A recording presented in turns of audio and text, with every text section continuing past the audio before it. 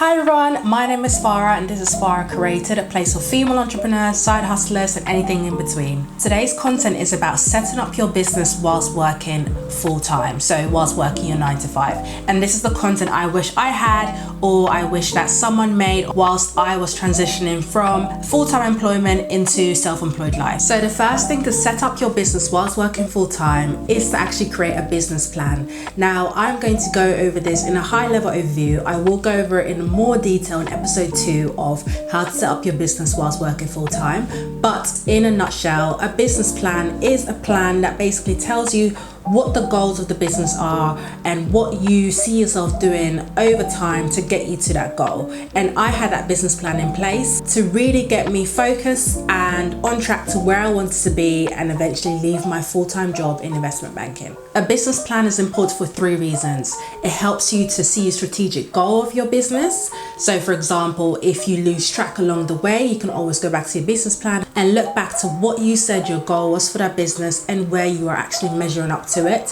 Secondly, it's super important to have a business plan to actually see if you have any financial constraints before you actually start your business. Having that business plan in place will perhaps tell you how much you need for initial investment to perhaps buy your initial products and then be able to sell. In addition to that, lastly, having a business plan will help you eventually when you are looking for angel investors or venture capitalists to really increase the amount of capital that you have in your business to really scale it and expand. So having that business plan in place at the beginning will help you over time to really think, am I going in the right direction? Is there something that I set out to do initially, or am I actually veering away from what I said I wanted to do? So I think this is super important to really sit down and put down everything, pen to paper, or if you're typing it up, fingers to keyboard, and really having that in place so that you can look over it when you do get distracted or when you feel like you've lost your way. But as I said, this will be discussed in so much more detail in the next episode, so please subscribe so that you don't miss out on how to actually put together your business plan so that you stay on track and you know where your business is going over the next 1, 2 or 3 years, or even longer than that. So definitely subscribe, give me a comment down below to tell me that you subscribed and that you will be watching for episode 2. Okay, so you've created your business plan, and now if you are in the UK, the next step for you to do is to actually incorporate your business, and you have 2 options. You can actually be a sole trader or a limited company, and there are benefits and negatives to both. So if we now go over the benefits and limitations of the limited company versus a sole trader, that will really give you an idea of which one will work best for you. Okay, so the benefit of being a limited company is that your company is separate from you as an individual. This means that if the company were to go bust, this would only affect the business and not you as that personal individual. However, it is more complex to set up and it may require more setup fees to set up when you initially incorporate your business. If you're thinking of going as a sole trader, the benefit of that is it's easy to set up. However, you won't be able to get external funding if you are looking to scale, because as a sole trader, you are incorporated as an individual, as opposed to if you were going to go as a limited company and you were going to go for financing, that would be seen as getting financing for the business. So that's just something to keep in mind. However, this is just a brief overview of the benefits and limitations of a sole trader versus a limited company. I will do a more detailed video about which one works better for which types of businesses, as opposed to what the real costs and benefits are for each. So definitely stay subscribed and I will get that video out for you. In my own experience, I set up my business as a limited company. This was because whilst I was still working in that investment bank, I didn't want to be taxed as an individual on my business profits, because this would mean that I would have to pay a huge amount of tax, which I was already doing, in addition to paying tax for the profits that come in from the business. So actually setting up as a limited company allowed me to separate business from personal and being taxed business profits on my business income. But as I said, I will make a very detailed video about this for you guys so that you are confident in which choice to go for when you are actually setting up your business. Okay, so you've set up your business plan.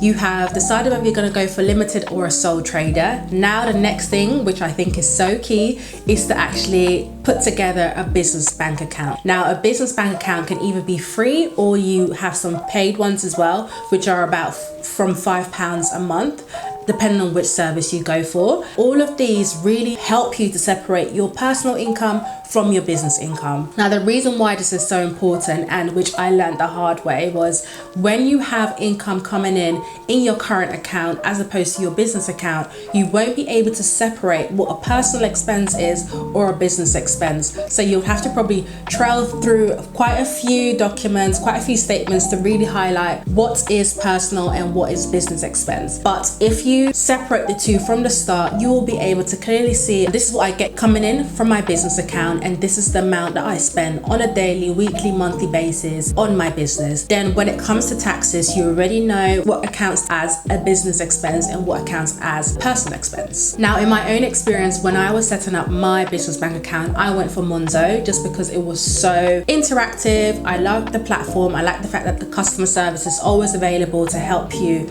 with questions that you may ask. They're always available, and whenever you give them a text, they will reply back within 5-10 minutes. They will guide you through whatever queries you may have. In addition to that, I really like Monzo as a platform itself. Like, it really shows you how you're spending your money on a daily basis or a monthly basis, and kind of allows you to think about ways to manage your money better. So you now have a business plan. You've decided whether to be a limited company versus a sole trader. You've set up your business bank account, and now let's assume that you are getting money into your business bank account. The next thing for you to do is to get an accountant. I am a chartered qualified accountant myself, but when I started my business, and I still do to this day, I have an accountant who manages my tax affairs and manages any financial queries that I may have. And the reason I outsourced that as opposed to doing it myself is because I didn't want to distract from what I was building. I rather wanted to focus on the strategy of my business and make sure it was going the right way,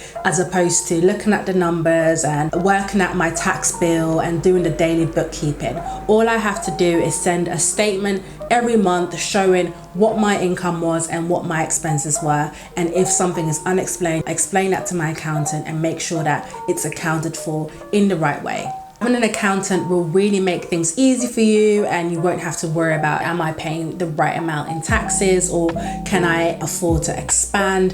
This will all be dealt by your accountant, and if you have any questions, you can literally pick up the phone, call them and ask them the questions that you may have, and then take it from there really. Finally, setting up a business whilst working full-time requires this thing, which is time management. The most important thing, I would say. When I was setting up my business, I used all the time that I had during that day, because whilst you're working a 9 to 5, you don't have 24 hours. You rather only have a few moments in the morning, maybe lunchtime or after work. So for example, in my example, I would wake up super early, maybe 5 or 6, and really generate all my leads that I needed to generate for the day. So in my business, the way to grow was through lead generation. So really get a list of companies that I wanted to target for the day, and then at lunchtime, if I could cold call a few companies, I would do that. I would go to a little cafe, dial the numbers in my phone, and really do a cold call whilst I was on my lunch break. After that, during the evening, what I would do is, if there were companies that I had to email, I would set up the emails already and then shoot them out ready to go for the next day. On Gmail, you can actually set up emails to go out the next day.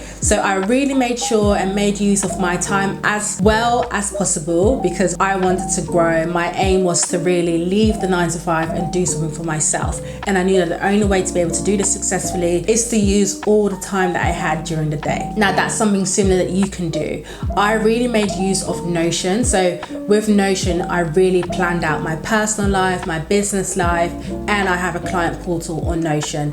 I will do a separate video on how I use Notion to really plan out my life, plan out my day to day, and make sure I'm organized and stay on track on what I want to achieve for the day. Okay guys, this was a really short video, as I said, bite size for you to be able to feel like you are confident enough to set up your business whilst you're working 9 to 5. These 5 steps are super important to really help you build that business whilst you are working 9 to 5. And in the next episode, I will go into more detail about how to build a successful business plan. So definitely subscribe, like, and comment below and let me know what you thought of the video. And I will see you in my next one. Bye guys.